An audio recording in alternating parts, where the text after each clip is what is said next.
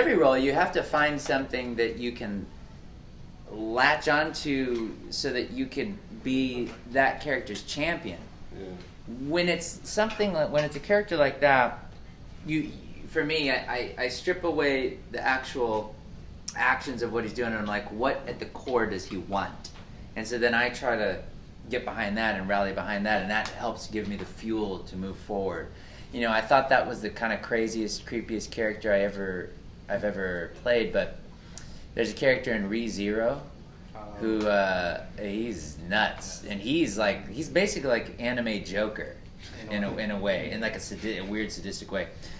He's the worst. When I played him, I remember turning to Chris Kaysen, who directed it, and I'm like, "This is the one." And he goes, "What do you mean?" I go, "This is the weirdest, creepiest role I've ever done, ever." I knew it right there. So Oberon could take a few villain lessons from him, I guess, but yeah, it was weird. Do you believe in what Christian Bale says, that, you know, if you play a villain, it's more freeing as an actor? I think definitely villains do have more fun in the sense that they don't subscribe to rules. The hero does. The hero is always going to have a really, not strict, but a pretty set structure of how they're going to proceed through the story. Whereas a villain just makes up the rules as they go along. So it is, in a way, pretty freeing. I think, I mean, I like playing both. I think playing the hero is better because the villain usually dies. So, yeah. I'm going to bring up another creepy role. You also voiced Setsuna Kiryu in Kengan and Shira, but also with Adam Dudley and Chia. How was it to transition to every different role for your characters for Kengan and Shira? You know, you get into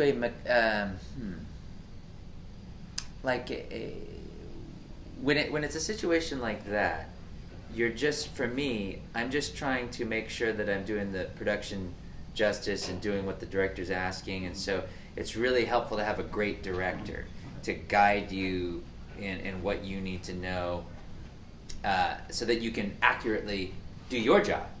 And so as long as they're there, I can play a variety of different roles, as long as they're there to help paint with me. Okay. Then we're good. You know, yeah. Sticking on the theme of villains, you played Ebony Maw in Marvel Ultimate Alliance 3. Mm-hmm. How did that go, and how? Oh, it was great. I mean, I think the non-Marvel fan is in the minority. So I definitely had a good time doing that, and I play a couple other Marvel characters that I don't know if they're released yet, but oh yeah, definitely one's from what's the next phase? Phase 5? Phase 4. Phase 4. I'm playing someone in Phase 4 that we'll see where that goes. But that was great. I mean, it was interesting because when I watched the movie, the premiere of it, and a really cool, because he first appeared obviously in Infinity War. I was in Australia. And I was just walking with one of a Marvel artist, and she goes, "Do you want to go see Infinity War?" I'm like, because it hadn't come out yet. Right. It was not set to release worldwide for like 2 more days. I was like, okay, all right. So it was me, Alan Tudyk, Walter, the Black Power Ranger, all these other, just this oddity of folks coming together. And we saw it on the biggest IMAX screen in the world with the press, and it was awesome. But when I saw Ebony Maw come up on screen, I was like, because sometimes an acting exercise that my professor taught me was watch a movie and see who you think you would portray in that movie, and then ask someone who they think you would portray in that movie. That's how you can gauge if you've got an accurate self-awareness of what you can play. And I thought, oh, Ebony Maw. I was like, even though he kind of gets iced, I'm like, that's the guy who I would be. And so it's so funny that a couple years later, Ebony Maw. So I'm like, okay, good. I think I'm accurate. So it was great. It was fun. Yeah. Yeah. It was real funny. Like when I used to read the Naruto Shippuden manga, and when I did the part when Obito showed up, yeah, I literally thought of your voice. I did the voice in your voice, and I was like, wait, he did this? I was like, what? The voice director must have thought about. Well, please do that more. Think of that more. So hopefully it'll happen some more. Yeah. So, yeah. Well, What was your favorite one? What was your favorite character? 'Cause I know you did Jocko. I didn't know you did Jocko because your voice was so small. Yeah. Like, it was like, whoa. Just favorite character in general? Mm-hmm. Natsu. Natsu, yeah. We've been together a long time, so gotta represent. Yeah, for And sure. with that you bring up now, so how does it feel that you wrap up the final season after so many years? Like maybe there is a sequel with 100 requests, but overall with the final season being wrapped up, how did it feel to let that show go for now in the meantime that it hadn't been confirmed for more? It's a weird place to be because when a relative dies, they're dead. And it's like you can begin the healing process and that's it. And it's like they died and that's all. With something like this where it's like, well, it seems like the 100-year quest is kind of a thing. And like, and the way this show ends, it's like, well, God, right there, come on. But not knowing, especially in the entertainment industry, when things can change like that, when you have, when you have a movie like Terminator Dark Fate, get bomb at the box office, and then Tim Miller, who directed it, then his Kitty Pryde movie gets canned. You're like, oh, did this happen because of that? Like, so many things can change at the last second. Like, or you see someone who, Chewbacca mom comes out on YouTube out of nowhere, and then it was like, oh my God, millions of views. Let's get her to a con, and then she goes to a convention, and it's like, doesn't work. So it's like all the entertainment industry is so weird. It's like who would have thought that, let's put all the Beverly Hills housewives together and let's make a show about that. How do you come up with that? So it's like you can't really gauge what's going to happen. So for example, another example is D. Gray Man. Mm-hmm. Shit, I didn't know that 10 years later we would come back to that show. I thought for sure we would, and that's why I made the bet about piercing my ears, because I'm like, I guarantee you we're not doing D. Gray Man anymore. Pierce my ears? And then I said, because I had earlier in that day, I'd seen a guy with pierced ears that looked cool, and so it stuck in my head. And so when someone asked about D. Gray Man, I was like, if that show comes back, I'll pierce my ears, because I thought for sure it'd been 10 years. 2 months later, I get a tweet from a fan that's like, congratulations on D. Gray Man. I'm like, wait a minute. It's like, wait, what? And so I went and got my ears pierced. And I made good on the bet. But so who knows? Who knows? I have no idea what's going to happen. But I hope for the best. But as a book that I'm reading, fear and hope come from the same place, if you think about it. Because fear and hope are dealing with things that haven't happened yet in the future. So they both are just a source of stress. So I try to I don't want stress. So I'm not going to hope for it. I would like it, but I'm trying not to hope for it. So that when I get it, it's an awesome surprise. And if I don't get it, I'm like, oh, okay. Yeah. So. Talk about, I know we kind of brought up Jocko a little bit. Is that a freeing role for you? Because it's very almost you a little bit in your funny moments. Just with a little bit more spandex. Yes, yeah. And his staying power with the movie, and the show, and the series, he's a kind of recurring character. Yeah, I hear that if there's more DBZ in the future, there is rumor that he will be make a return. So I hope that happens. Jocko's a lot of fun. I like being the legitimate, on purpose comic relief, as opposed to things just being funny in the show, oh, that's a funny moment, but specifically bring in the character that's supposed. So it's fun to let loose and play, for sure. Do you get to go into the booth and play off other actors on Sword Art Online or Shirame and Brian?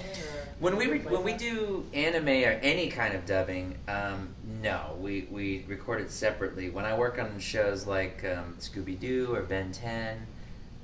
We're recording together, and it's great. It's always great to work off other people, for sure. But it's kind of an isolated existence for dubbing, because and with good reason. I mean, with each line, the engineer has to take it and make sure it fits in the exact pre-existing animation. And with anime, of course, there's moments where it's little, big, small, crying, sad, nosebleed, happy, eating food, all in a moment. And so it would be difficult to do with more than one person at once. What was your favorite scene with all that has happened in his role and plus his progression? And also, do you use his tagline "Fire Up" in your daily life as well? Strangely, yes, but not because of. I was using it before the show. It's a Texas thing that just stuck with me. My favorite moment. There's so many over the course of 10 years. But anytime, it's so weird because it's like I don't have the impetus that Natsu has in the terms of with my friends of like I really respect you, so I think we need to fight now. It's like such a weird thing. It'd be like, bro, I had such a good time at dinner. Can we fight? Like it's such a weird dynamic. But whenever I would challenge Gildarts, it was always fun. I always thought that the one time Natsu's like, I give up. It's rare. So that was a lot of fun. And anytime I get to kick ass is always a blast. Yeah. What do fans mostly remember you for out of all the roles that you've done? It's interesting. It's a toss-up because it's Natsu, Death the Kid, Hikaru, Sergeant Frog, and Alan. Yeah.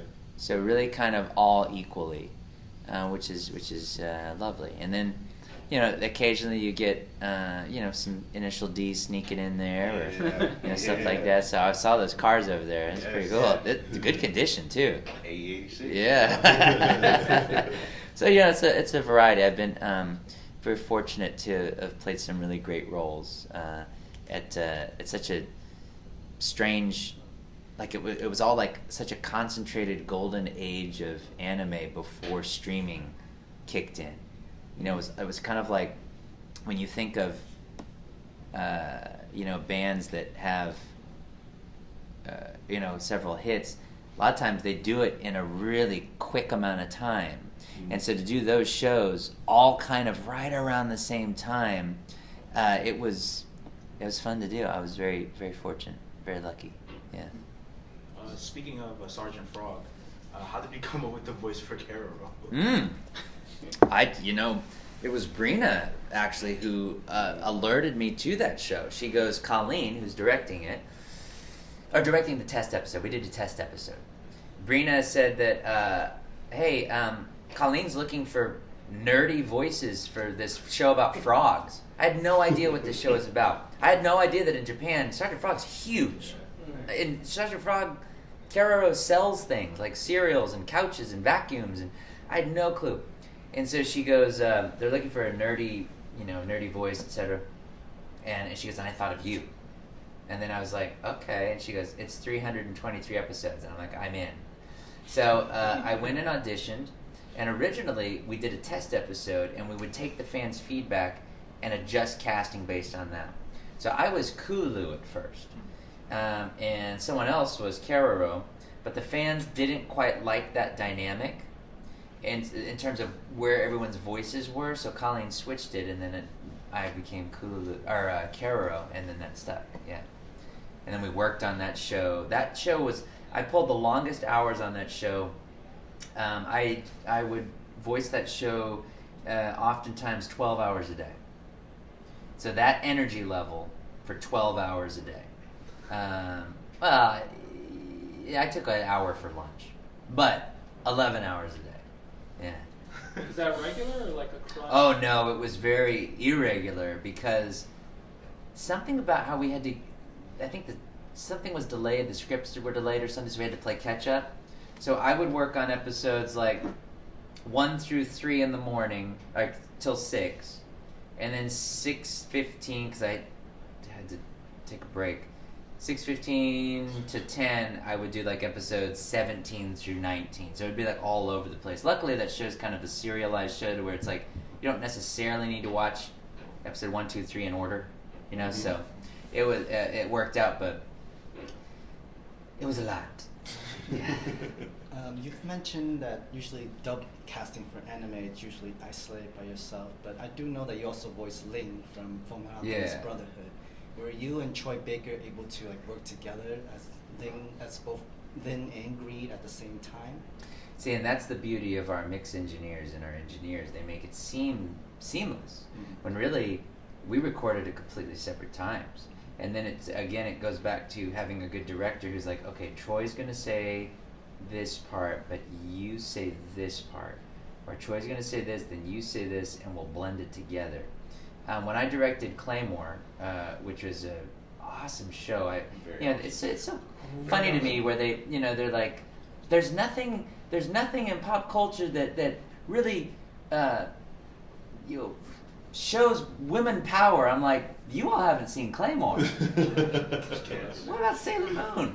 All this kind of stuff. So, but when we did Claymore, in terms of interesting directing choices, at the end of it, the villain kind of reaches her maximum power ability. And so I thought, like, wow, wouldn't it be cool if we did 5 layers of her voice? So I had Brina, who played Priscilla, I want to say. It was a while ago.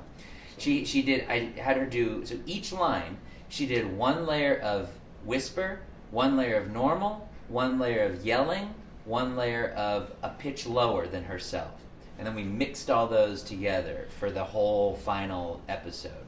It's pretty cool. So, but we make it seem like she did it in 1 take. So yeah, stuff like that's always fun to do. Do you have rituals that you practice before each voice acting session? How many takes do you generally get to? I mean, for me, for me it's like 1 or 2 takes, but it is I'm grateful that for those situations, but there are times, and sometimes I work with actors where it's a few more than that. It just depends on the situation. So and there's a lot of different extenuating circumstances that could lead to more takes. Maybe the engineer, something happened with Pro Tools and something stopped recording, or maybe there's a loud bang in the other room, or maybe I was off mic, or someone was off mic, or someone hit the mic, and so there's a variety of reasons. But luckily it's about 1 or 2 takes, and they get what they need, which might mean the director's not paying attention at all, but makes me feel good. So Todd, we're here celebrating the 40th anniversary of Gundam, and you're part of Thunderbolt. Talk about that. Is that achievement unlocked? You know what? It was, yeah, absolutely. The little Xbox thing pops up on the bottom. What's funny is Tomino, I met him, it must have been 10 years ago, the 30th anniversary. Was he here for the 30th anniversary at New York Comic-Con or New York Anime Fest? Because I brought him original Gundam cells that were given to me to get signed for charity. And that was the last time I met him, because I brought him these animation cells he hadn't seen since he'd done the show originally. And I still have the video where he's like, whoa, and he brought his wife over, and then he signed some of them. It was great. Yeah, it's to be a part of any of these legacy franchises is really something that I'll always remember. Yeah. Okay, so if it was any other character from any other show, like who would you do? Like if in Fairy Tale, which other character would you would love to voice? Maybe Gajiel. Gajiel's cool. Or the little no-neck chicken from the first movie. I tried to get that no-neck chicken, and the director, Tyler, no, quit asking. I go, but he's got like 5 lines. But yeah, or Plu. Plu. But such freedom. He can just walk around with no shame, just completely naked all the time. People are like, oh, so cute. Most time you see it in LA, you're like, arrest that person. You can't walk around nude, but Plu clearly can do whatever he wants. Freedom, true freedom. That's right.